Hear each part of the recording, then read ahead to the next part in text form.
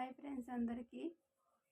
ఇలాంటి బుక్కులు పిల్లలకి తెప్పించి చదివిపియండి. ఏంటంటే హాలిడేస్లలో చదువుకోవడానికి మంచిగా ఉపయోగపడతాయి. ఇంగ్లీష్, తెలుగు పదాలు, ఇంగ్లీష్లో పదాలు, మ్యాథ్స్ ఉంటాయి, వర్డ్స్ అన్నీ ఉంటాయి. ఇలాంటివి తెచ్చి చదివిపియండి, పిల్లలకి మర్చిపోకుండా ఉంటారు ఫ్రెండ్స్.